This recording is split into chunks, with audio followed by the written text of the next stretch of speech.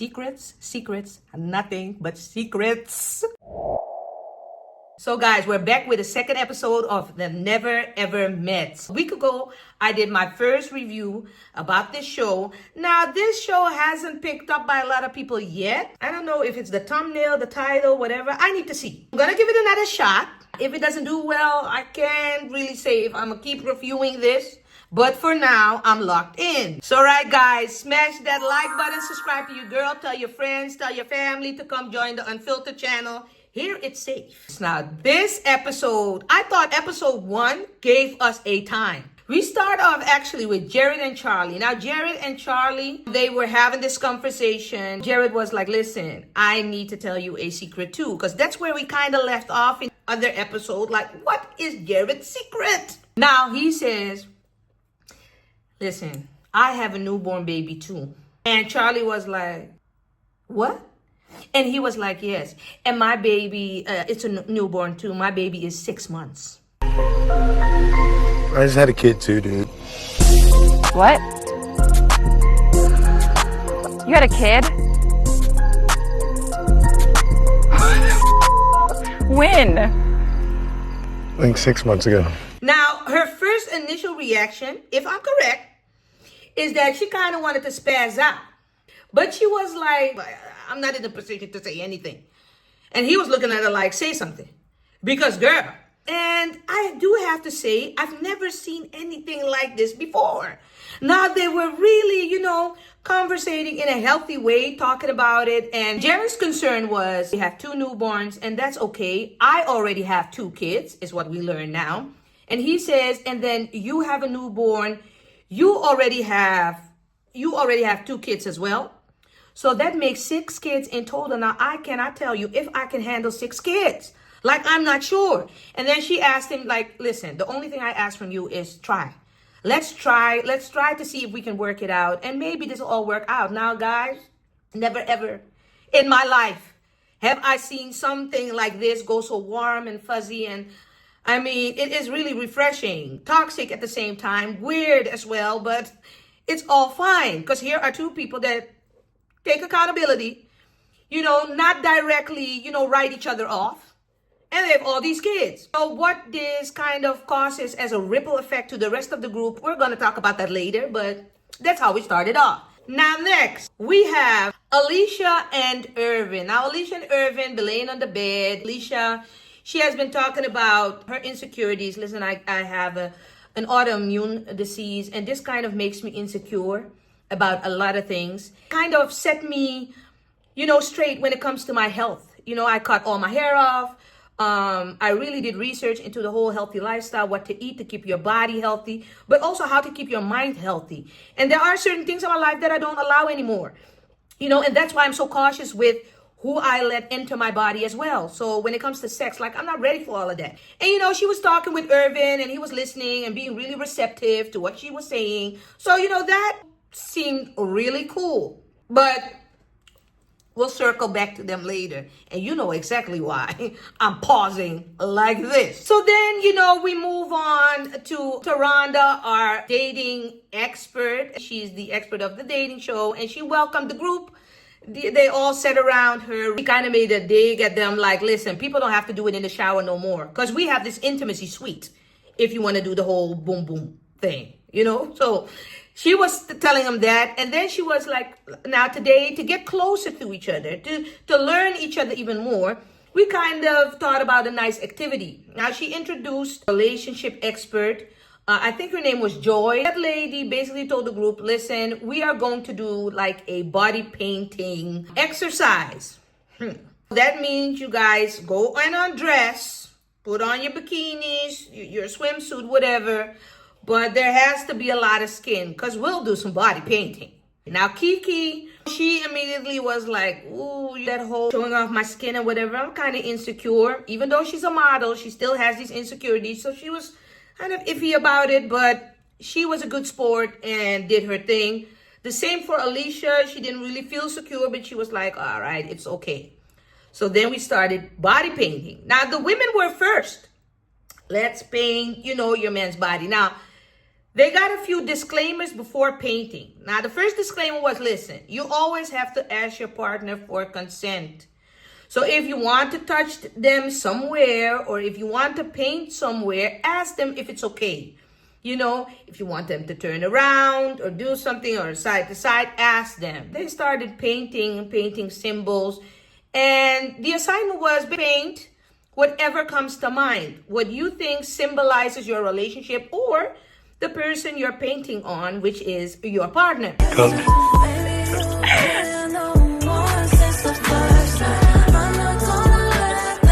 Okay, so let me give you a synopsis of this whole body painting exercise. So you had Alicia and Irvin, they painted each other. Alicia was very insecure. She pointed out back rolls, you know, her back fat, and she was like, I really don't like it, you know, because of her disease. There were certain things she wasn't comfortable with, but Irvin was real gentle with her. And so was she with him. They painted each other, and they kind of later explained to the experts what they actually painted on each other. Once they actually explained what they painted, like for instance, Irvin, he painted an angel on Alicia. And he said, you know, I painted these angel wings, just want her to be free, you know, from all her insecurities or something like that. Like, this is not verbatim. Please excuse me if this is not exactly what he said, but this is the gist of it. It was really cute. It was really sweet to watch how they actually explained what they painted on each other. And at some point, Irvin wanted to go deeper into the explanation as to why he painted certain symbols on Alicia, but she kind of gave him a sign like, don't say that.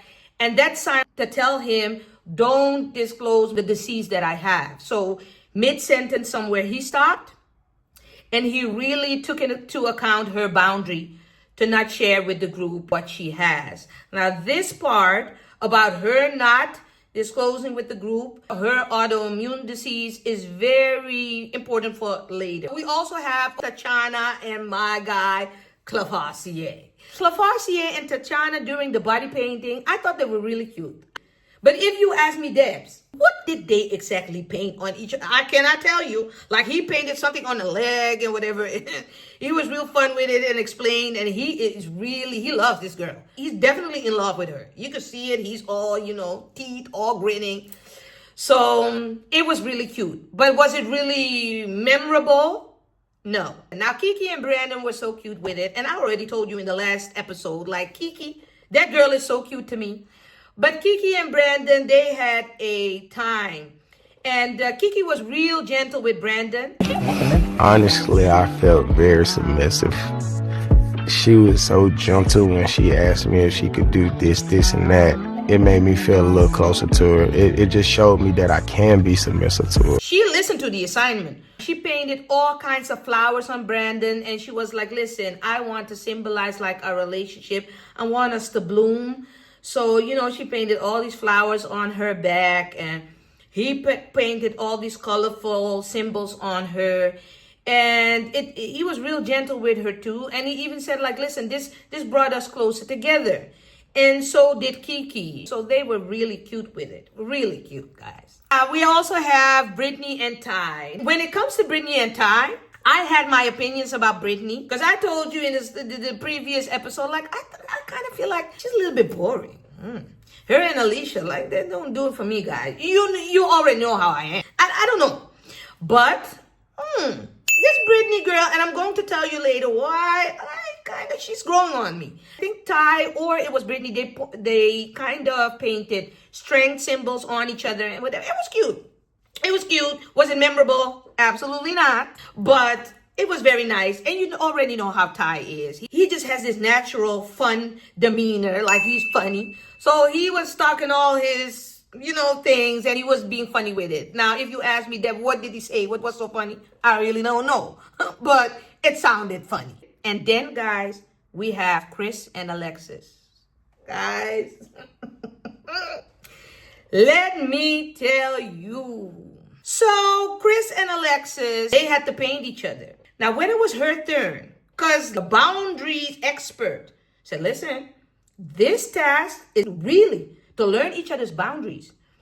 and to see, what these boundaries are. When do you get consent? When not? What is the difference between consent and boundaries? I mean, the whole task was built around that team. Leave it to Alexis. Now, she painted Chris, guys. It was like she didn't listen to the assignment at all. She was putting his hands in his pants. She was feeling it up. At one point, I thought she was going to pull out the eggplant. She was feeling him up. She was in it. Watch. And remember, you can explore all parts of the body. See, she said, let me explore. As long as you ask for permission. Turn around, let me see. What you doing? Turn around, let me see. You ain't asked for permission. Oh, for real? The instruction was make sure you ask before you put the paint on. You've seen it.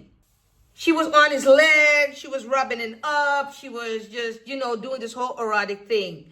So much so that it became a little bit uncomfortable for Chris. He didn't really like all of that. He kind of had to stop her at some point. And she has control issues. Because she was touching him every which way. In the meantime, these other couples were just doing their tasks, being real sweet with it, real gentle, exploring each other. Here she comes. Just erotic, just doing the damn thing. He didn't feel comfortable at all. But the one thing that really just took him all the way is that, he was like, she didn't even listen to the task. She didn't even, care what my boundaries are, getting to know me. What is my consent? Now, Chris, because you send it the whole pic, eggplant pic or whatever, I think in her mind, you don't have a boundary or something. I don't know. But it wasn't cool of her. I'm not saying it's okay, but, you guys started off a little bit. So, all right. Now, so he wasn't feeling that. Okay, so now it was his turn. This tickled me. Can you believe that I'm going to let you watch this too, but can you believe that he wrote a big stop sign on her back? Watch. What's going on over here? Put a stop sign on her back. A lot of times she like to have her way. And when I say stop, she don't want to stop. Good thing I can't see behind me. Oh. The reason why I put this big stop sign on her back, because I wanted to use this activity to express myself about her argumentative ways. And did I tell you? So she was still doubling down. I can't see it, so it doesn't matter, and it doesn't. So she still wasn't getting the point. This whole thing turns out in a whole debacle, but we get to that later. This relationship, this will not end well. It will not end well at all. But since they're here, we have to do something with it. He isn't feeling this at all, but we'll get to that later. Wait, guys, wait. We're getting to it. Now, next we have Jay and Cinco. They painted tree symbols, nature. They had, Cinco painted like the names of Jay's kids. And she painted like a family tree, like we kind of want to grow strong together. So we decided or opted on this whole tree thing to just the roots of the relationship, something like that. I'm making it way bigger than it is, but it sounds nice. But it was cute. It was cute. I like them. All right, guys, so I think we have all the couples in this whole painting exercise. If I left someone out, which I don't think so, but if I did, put it in the comments, guys. Drop it in the comments and let me know who I forgot and what you thought about that couple. So we move on to a scene where we see Ty and Brittany in the kitchen. Ty is like the head chef. And he's giving orders like, okay, we're going to make this, that. And Brittany is following along. And when I saw them in the kitchen, this is what I mean when I said that she was kind of growing on me. Because when I saw them in the kitchen, I was like, oh, I can see this. I can see this, at a family function, a reunion. This is the couple that, they kind of keep everyone. I see this. So they were cooking together. Here, Alicia comes. She came in and she was like, I mean, sometimes, but not for real. Because you could also do a small pan of the veggies and just do oil versus butter. Okay, yeah. Just So don't kill it with oil though. Are you cooking, darling, or are we cooking? Okay, so oil gives me a lot of mucus, so I don't eat a lot of oil. But listen, we cooking for more than just one person right now. I said make the I know, but when it's y'all time to cook, y'all can cook. So as you can see, guys, they didn't know her whole autoimmune disease and, you know, her whole health journey and, you know, certain things that she wants to eat. Like, they don't know all of that. The fact that she demanded, like, no, I don't want you to use this. The tone that she used, they weren't feeling that. And then didn't have any empathy towards it because they simply didn't know it as well.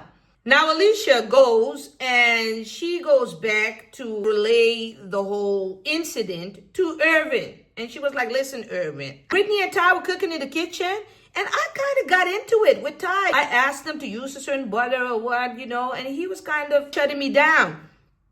And Irvin was sitting on the couch, laughing it off. And then in his confessional, he was like, I know how she can get. I know, you know, her demanding tone, kind of bossy. Like, I know how she can get. So I'm not thinking too much, you know, of it because, yeah, I know her. So Irvin left it at that. Now, on the couch, where Jared was sitting on the couch with Charlie, but also Alexis and Chris came sitting on the couch. They were talking like, oh, how are you doing? You know, waiting for dinner and everything. And it was a really nice vibe. Then all of a sudden, here comes Alexis. So she was kind of telling Chris, like, how did you like the whole exercise this afternoon? So Chris was like, listen, I really enjoyed, you know, this afternoon, but you didn't really listen to the experts because they asked us to do certain things, but you didn't really follow up. Now, he said it in a kind of joking way because there were a lot of people on the couch and he didn't really make something of it until Alexis decided to say, you know what?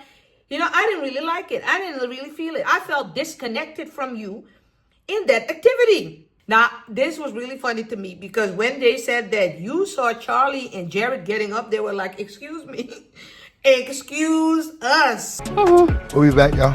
All right. All right. So we are about to move. We're going outside. We don't want to hear this. Everyone was moving. Alexis went on how she felt disconnected and the way that she felt him up and down. She wanted Chris to feel her up and down as well. And why didn't you rub up all on my legs and on my thighs and, you know, on my butt? Why didn't you do that to me as well? And he was like, listen, why I didn't do it with you is because did you even listen to the rules of the expert? Asking boundaries and, you know, just learning your partner. This wasn't about feeling each other up and down. Now, to me, this is really concerning. Alexis, I want you to come closer and listen to me. Because clearly, to me, it feels like, and you're talking to Debs Unfiltered here, so I'm going to keep it unfiltered. To me, it feels like this whole connection and touch, you know, it's okay if that is like your love language. But there's a time and place for everything. And this is not how you get your man or how you get, come on, girl. This is how you get a boo thing for a night or two. Listen to the experts. Be in the moment. You can do that in the evening, girl. But anyway, so he was like, did you listen? And she just kept on like she didn't hear him. Like, nah, I felt disconnected and just going off of the mouth, you know. And it is really turning him off by the minute. You could just see it. You just could see it trickling down, the attraction. But she's not picking up on it. She's just going and going and going. So next up, we go to a clip where we see Irvin really irritated. Now, I was like, what's going on? Like, first, my initial reaction was, what did that Alicia girl do? Because I don't know why, guys, and I'm sorry. This is a disclaimer from me. Because this has nothing to do with Alicia. This has everything to do with me. This girl irritates the living hell out of me. I don't know why. Did she say anything out of pocket? Absolutely not. It's a beautiful girl. She seems sweet. Something about her just, oh my God. And it amplified in this episode. So we see that Brandon's kind of agitated and he proceeds to say like, listen, I didn't like this. And I was glued to the TV like, what didn't you like? What did she do? He went into a room and he saw that Alicia was helping him with yoga. Was it Brandon? I think so. And she was helping him with a yoga lesson. But in his mind, he really had this whole day planned where he wanted to do the yoga with her as a first, together as a couple. And he wasn't feeling it that she was doing this with another guy. So he was calling out on that and saying like, to me, the type of person that I am, this kind of feels like disrespect to me. And I would appreciate if you don't do this because I really I don't feel this. And she was really apologetic at first. She was like, all right, I'm sorry. I didn't know you took it that way. Like, this was not, my intention to really make you feel this way. I didn't really take it into account, didn't really think of it as well. But all right, now that you say it, now I know. But here's when she went wrong. She proceeded to laugh it off. So she was like, all right, well, I didn't know it sparked up these feelings. Or I don't know if it's a jealousy. Are you insecure? She asked him or something like that. This just set him off. And she was like, yeah, I don't know. And it didn't go well, guys. And they left it at that. But then once he got up and she got up, he mumbled on it under his breath. Like, there's always something. And this, to me, this kind of shows the first cracks in the relationship. These are the two that are dating for like 5 months or something. That, to me, if you already feel these cracks, my God, bye. And this will go even worse later on. But we'll get to that. Now, next we're sitting at a dinner table. We're eating the food that Brittany and Ty prepared. Everyone is enjoying the food, complimenting them on their cooking skills, telling them how cute they were, and they were really feeling that. So I don't know if they really realized, but that is kind of making your bond even stronger. If other people like boost your energy and your connection together, I feel. So that was cute. Now, Jared stood up and was like, I have an announcement to make. Ding, ding, ding, ding. Charlie and I, we had one of the biggest obstacles that we could have had with each other. I had a secret to tell her. She had a secret to tell me. I came clean to him about something. And I had to admit something to her. I just recently had a kid. How old? 6 months old. Oh, wow. But I also had a kid. And she is 1 month old. I'm breastfeeding still. You could hear a pin drop. They were floored. They were like, what did they say? Yes. Because how long did they date? 4.5 years. So they were all like, and you're taking this well? But they weren't finished. Then they said, well, Charlie also told me something else, and that is that Y'all know I had a 12-year-old. I have 4 kids. she already had 2 other kids that I didn't know of. And, I had 2 kids as well. So that makes a total of 6 kids. So from having the belief of not having any kids at all to 6 kids is quite a big deal, guys. So we're kind of adjusting to the whole idea. But we thought, let's share this with you so that you guys know what's going on. The people were like, what? I cannot believe. Now, this topic was kind of the topic of the evening. Even when the couples were together individually with each other or, walking with each other, they were talking about this like, what do you think of this? Like, if it works for them, it works for them. But we've never heard something toxic like this before, but they're handling it well. We didn't know that this whole conversation gave certain people a boost to share their own secret. We'll get to that. Wait. So we move on to Tachana and Clavassier. Now, Tachana is giving Clavassier a back rub, a massage, and he's laying on the bed and she's massaging him. And of course, the topic is Jared and Charlie and their whole confession. And she was like, the fact that they're so open to each other, they can share everything with each other. What do you think about that? Like, is this something we can do? Because I think in a relationship, you really have to trust each other and be open with each other. Like, is this something that we can actually reach when it comes to trust? Nicolas Fassier was like, well, this is really beautiful and all, but I don't know. This is some heavy stuff. Like, I am all for, sharing everything with your partner, but I don't know if I could. This is heavy. If I could have done this and whatever. And, we as viewers, we're just listening to this, watching them laying on the bed, getting a massage. And we didn't think anything of it until his confessional. So Clavassier brings his whole confessional to a halt when he says, I feel like the relationship with Tatiana and I is progressing. My turn. However, the thing that is weighing on my mind is that I got some stuff to tell Tatiana. I have a newborn child that she does not know about. My God.